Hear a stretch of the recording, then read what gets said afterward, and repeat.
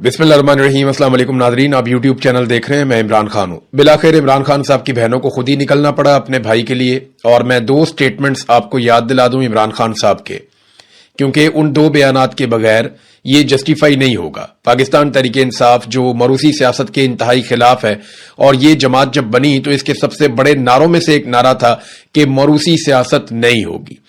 तो एक तो ये बात आप ज़हन में रखें कि जब इमरान खान साहब अपनी पार्टी की आदत से बहुत ज्यादा मायूस हो गए और उन्हें कैद तन्हाई में डाल दिया गया, तो उन्होंने दो मरतबा अपनी बहनों को एक खास पैगाम भेजा तो बार बार, लेकिन दो खास पैगाम हैं।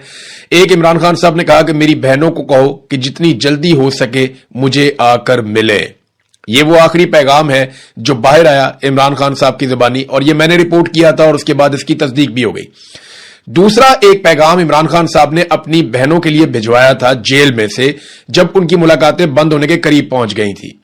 तो इमरान खान साहब ने कहा था कि मेरी बहनों से कहो कि मेरे लिए आवाज उठाएं, क्योंकि उन्हें इस बात की समझ आ गई थी कि पॉलिटिकल लोगों को मिलिट्री एस्टेब्लिशमेंट ने बहुत हद तक दबा दिया है, और अब किसी भी लेवल तक अगर कोई जाएगा इमरान खान साहब के लिए तो वो या पाकिस्तान के अवाम है या इमरान खान साहब की बहनें।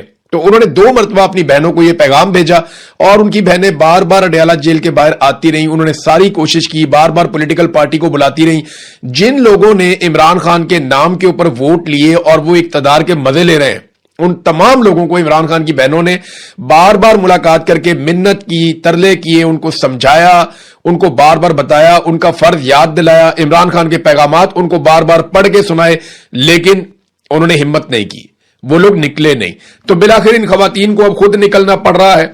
अलीमा खानम साहिबा पहुंची खैबर पख्तूनख्वा में, और यहां से उन्होंने आगाज किया है। अकग्राम के इलाके में हजारों लोगों ने उनका इस्तकबाल किया। तेमरगढ़ में गई, वहां पे भी बहुत जबरदस्त उनका जो इस्तकबाल है वो हुआ है।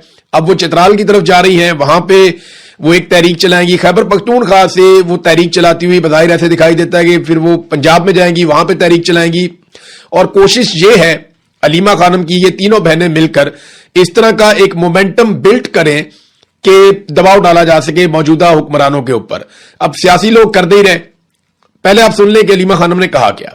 एक तो जो ये मंसूबा बनाया जा रहा था, मैंने आपको पहले बताया था कि पार्टी के अंदर ये सोच पैदा हुई थी और इसके बारे में बार बार बात की गई थी कि बड़े पैमाने पर एहतजाज शुरू किया जाए और एक तहरीक शुरू की जाए, और उसके लिए डेट रखी जाए 5 अगस्त।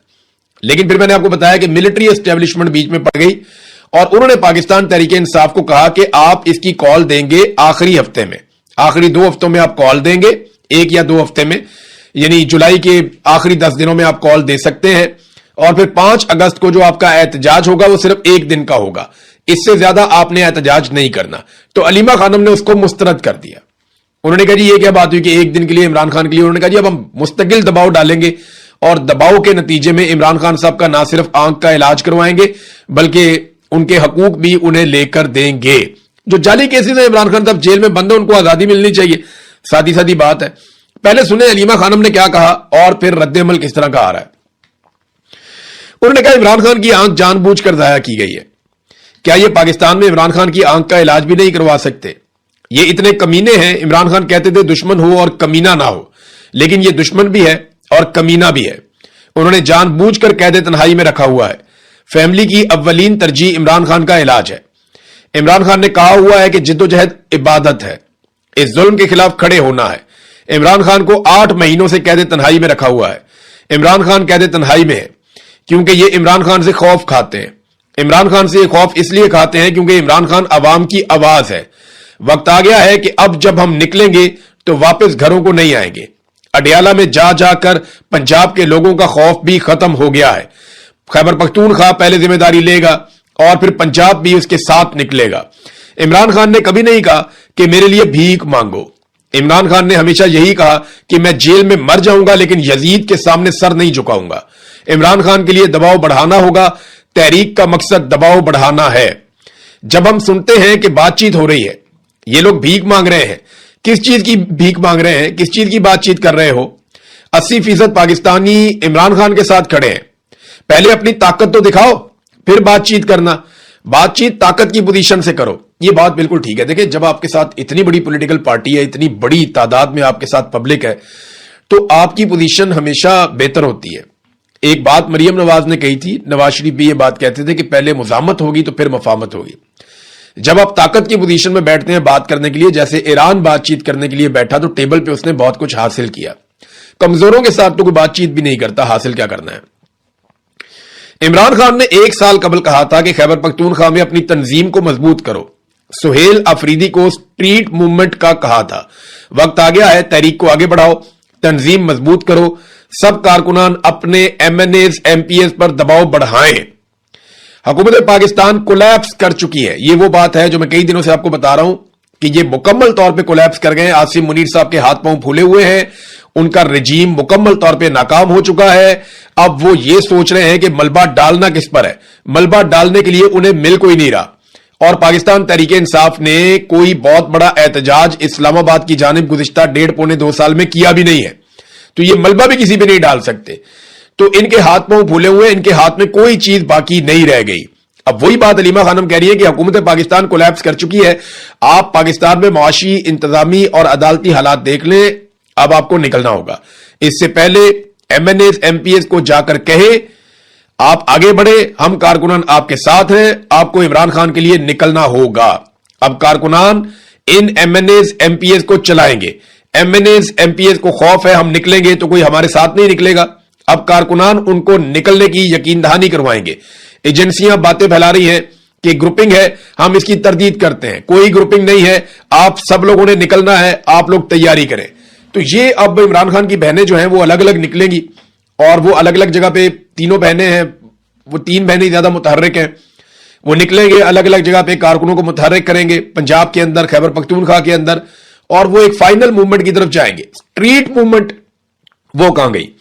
तो मैं आपको यह बता दूं कि इमरान खान ने जुनैद अकबर को कहा था कि आपने करनी है पार्टी की तंजीम साजी, और छोड़ दें आप बाकी सारी चीजें, और चेयरमैन पब्लिक अकाउंट्स कमेटी है वो सब आप छोड़ दें, आप पार्टी की तंजीम साजी करें। अब वहां क्या सूरत हाल है वो तो वही बता सकते हैं। दूसरी जानिब जो स्ट्रीट मूवमेंट है वो मैं आपको बता देता हूं, क्योंकि ग्राउंड पे हमारे बहुत सारे जर्नलिस्ट हैं, वो कहते हैं जी बिल्कुल नहीं हुई, जीरो। जो स्ट्रीट मूवमेंट जिसकी जिम्मेदारी सुहेल अफरीदी को दी गई थी, उसमें सिर्फ उन्होंने एक अनाउंसमेंट किया था कि इमरान खान साहब की रिहाई के लिए नौजवान अपनी मेंबरशिप करवाएं, लेकिन एक मरतबा उन्होंने यह ऐलान किया और उसके बाद वो गायब हो गए। प्रैक्टिकली उन्होंने या उनके साथियों ने इसके लिए कोई कोशिश नहीं की, कोई कैंप्स नहीं लगाए गए, कोई ऐसी जिद्दोजहद नहीं की गई जिसके बुनियाद पे लोग आते, नौजवान आते, वो आकर इस तहरीक का, इसकी मेंबरशिप लेते और इसके ऊपर कोई हलफनामे होते, कोई इकट्ठे होते। वो एक बहुत बड़ा प्रोजेक्ट हो सकता था जिसमें 10-20 लाख नौजवान इकट्ठे हो जाते, लेकिन उन्होंने इस पर तवज्जो नहीं दी। और उसकी जो सबसे बड़ी वजह है वो पाकिस्तान की मिलिट्री एस्टेब्लिशमेंट ने इसके रस्ते में रोड़े अटकाए थे, क्योंकि फौज, याद रखिएगा, स्टूडेंट से, जो फौजी की आदत है वो स्टूडेंट से और नौजवानों से वाकई बहुत डरती है। उन्हें लगता है कि जब नौजवान अपने हाथों में चीजें ले लेते हैं तो फिर आप ताकत के जरिए से चीजें कंट्रोल नहीं कर सकते। तो नाज़रीन, अब अलीमा खानम पे तनकीद, ये 2 जगह से तनकीद हो रही है। एक तो तनकीद इमरान खान साहब के जो मुखालिफिन है, चाहे वो सियासतदान हैं, चाहे वो मीडिया के अंदर लोग हैं, चाहे वो एस्टेब्लिशमेंट के टाउट्स हैं, वो लोग तो तनकीद करेंगे, समझ आती है। देखें, ये तो एक नुसरत भुट्टो ने भी जुल्फिकार दी भुट्टो के लिए आवाज उठाई थी। फिर एक दौर था जब नवाज शरीफ के लिए कलसूम नवाज ने भी आवाज उठाई थी। और अब मायूसी इतनी बढ़ गई है कि पाकिस्तान तहरीक इंसाफ की क़यादत निकलती नहीं है, और वो बहुत परेशान है क्योंकि सामने मिलिट्री एस्टेब्लिशमेंट है, पॉलिटिकल फोर्स नहीं है। तो अब जो रिस्क इमरान खान की फैमिली ले सकती है वो कोई और नहीं लेगा उनके लिए। ये बात सबको समझ आ रही है, और ये मुतालबा बार बार किया जा रहा था कि वो खुद आकर सामने से लीड करें। तो जो इमरान खान साहब के मुखालिफिन है, जो उनसे बुग़्ज़ रखते हैं, वो तो इस पर तनकीद करेंगे ही करेंगे। लेकिन दूसरा एक ग्रुप है जो इमरान खान साहब की अपनी पार्टी में है। ये वो लोग हैं जो शर्मिंदा हैं, कुछ कर नहीं पाए, क्योंकि ये खुद कुछ कर नहीं पाए तो ये नहीं चाहते कि कोई और कुछ करे। और थोड़े से ऐसे भी हैं जो दोनों तरफ खेलते हैं, यानी मिलिट्री एस्टेब्लिशमेंट उन्हें कहती है कि आप ये एक स्टेटमेंट दे दें ताकि तनाज़ा पैदा हो जाए, तो वो एक स्टेटमेंट दे देते हैं और कोई ऐसी बात नहीं है। लेकिन क्या इससे तहरीक रुकेगी? देखें, अगर अलीमा खानम को गिरफ्तार ना किया तो जितना मेरा पॉलिटिकल एक्सपीरियंस है, मैं आपको एक चीज तो कंफर्म बता देता हूं, अगर अलीमा खानम को या इमरान खान की बहनों को गिरफ्तार ना किया गया मिलिट्री एस्टेब्लिशमेंट की जानिब से, तो यह तहरीक बहुत बड़ी हो जाएगी और आप आने वाले दिनों में बहुत बड़े बड़े जलसे और जुलूस और इज्तिमाआत आप देखेंगे। पाकिस्तान तहरीक इंसाफ अपनी पूरी ताकत लगा के अगर मुखालफत भी करना चाहती है ना, तो वो करके देख ले।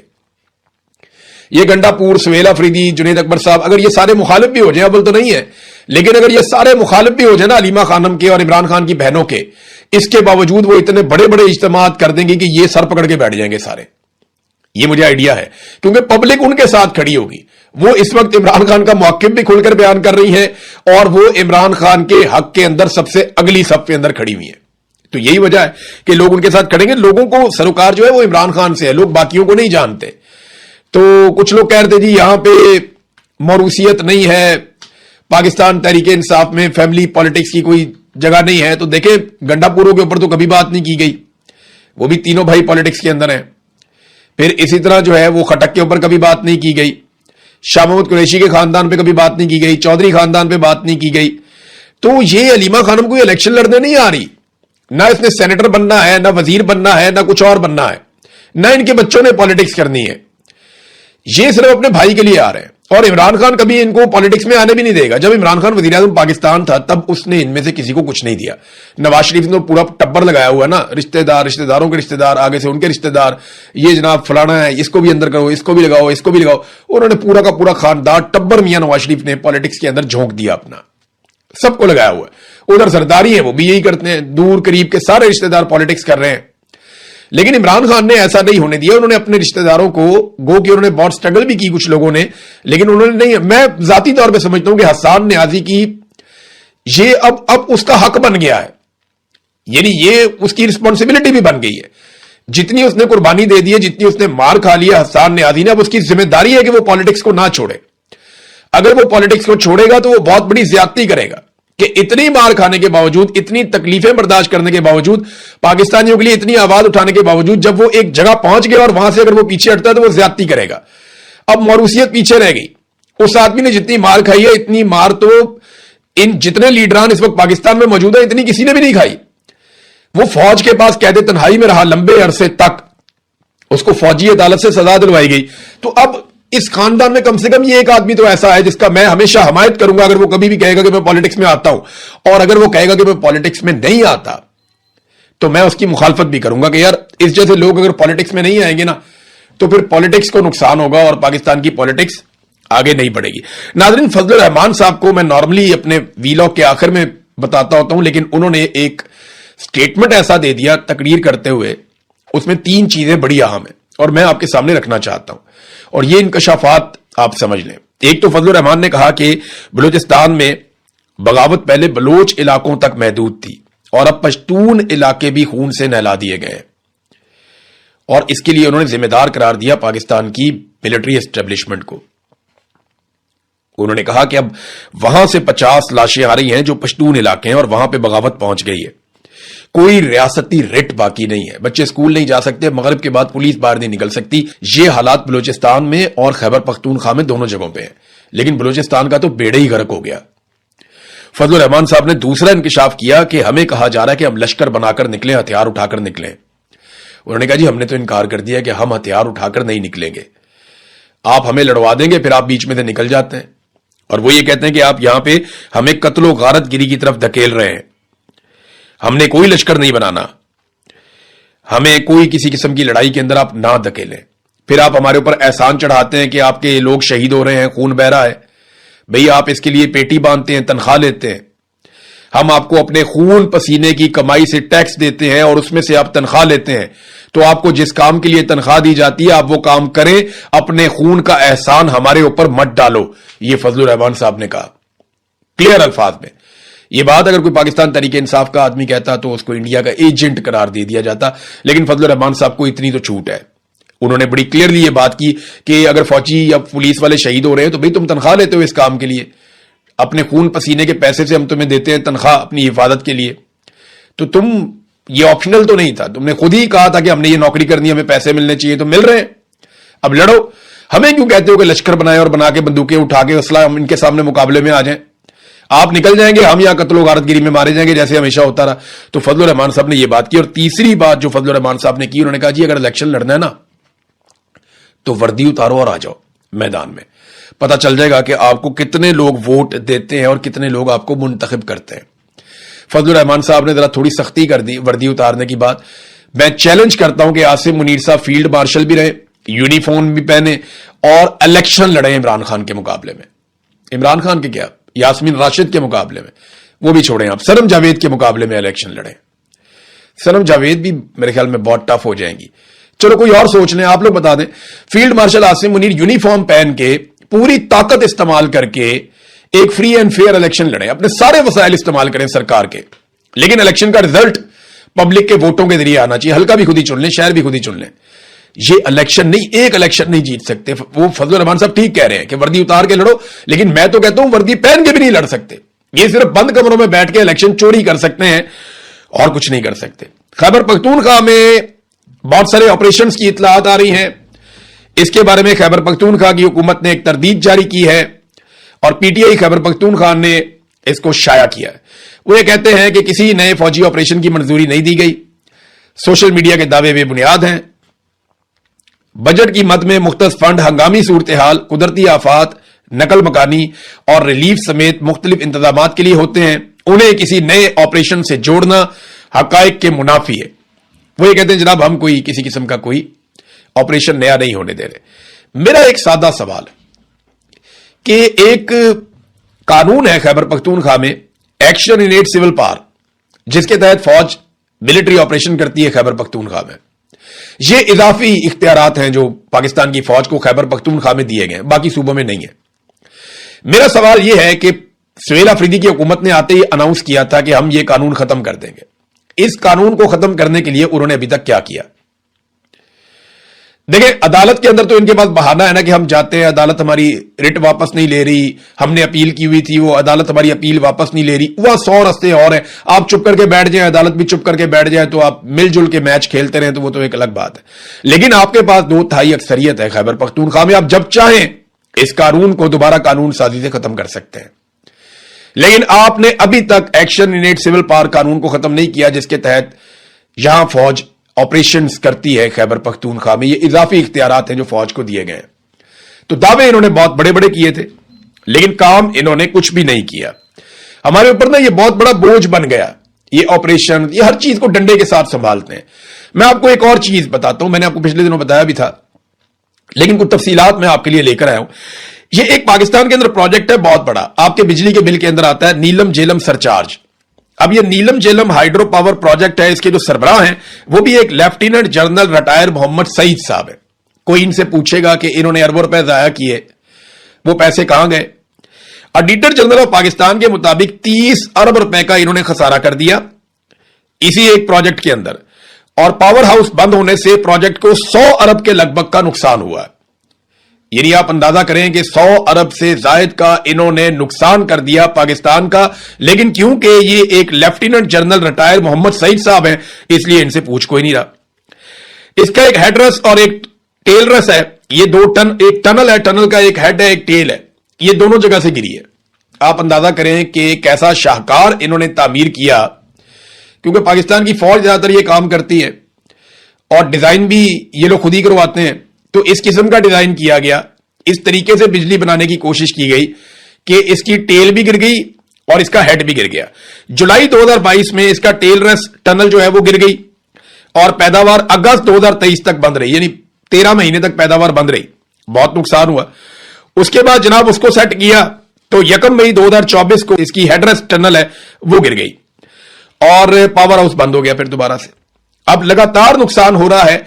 इसके अलावा इस प्रोजेक्ट को 2028 तक के लिए बंद कर दिया गया, और जब इसको बंद किया है तो तनख्वाहें तो लोग लेते रहेंगे, वो तो मौजें करते रहेंगे, लेकिन प्रोजेक्ट बंद होने की वजह से इसकी जो कॉस्ट है वो कई गुना बढ़ जाएगी और पाकिस्तानियों को मजीद पैसे पड़ जाएंगे। ये नाजरीन पाकिस्तान के हालात हैं। हमारे पानियों पे इंडिया डैम बनाता जा रहा है, बिजली बनाता जा रहा है, किसानों को उसने मुफ्त बिजली देना शुरू कर दी है। वो कई सूबों के अंदर वो छोटे इस्तेमाल करने वाले लोगों को, सारिफीन को मुफ्त बिजली दे रहा है इंडिया।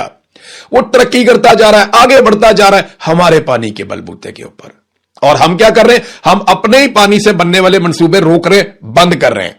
वो इसलिए कि हमने आईपीपी को इजाफी पेमेंट्स, जिसे आप कहते हैं कैपेसिटी पेमेंट्स, वो हमने आईपीपी को देनी है ताकि आईपीपी का पेट भरे और कमीशन बड़े बड़े ताकतवर लोगों के, जो मिलिट्री एस्टेब्लिशमेंट में और जो पाकिस्तान के अंदर पॉलिटिकल एलीट है, उनकी जेब में जा सके।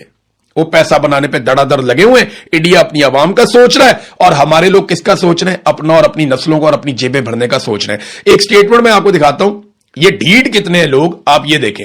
ये सईद मेहदी साहब है, नवाज शरीफ साहब के बड़े करीबी दोस्त हैं, बहुत बड़े ब्यूरोक्रेट हैं। इनका एक इंटरव्यू किया, और इंटरव्यू किया जनाब एजाज सैयद साहब ने। उन्होंने सवाल पूछ लिया कि जनाब आपका दामाद सिकंदर सुल्तान राजा इनका दामाद है, जो चीफ इलेक्शन कमिश्नर है, जिसने पूरे पाकिस्तान का इलेक्शन चोरी किया, और आपका बेटा फेडरल सेक्रेटरी है, आपकी बेटी जो है वो भी एक बड़ी जबरदस्त जगह के ऊपर ब्यूरोक्रेट है। बेटी को तो मौजें ही लगी हुई हैं, जो सिकंदर सुल्तान राजा की बीवी है। वो तफसीलात किसी दिन मैं आपके सामने रखूंगा, आप हैरान हो जाएंगे।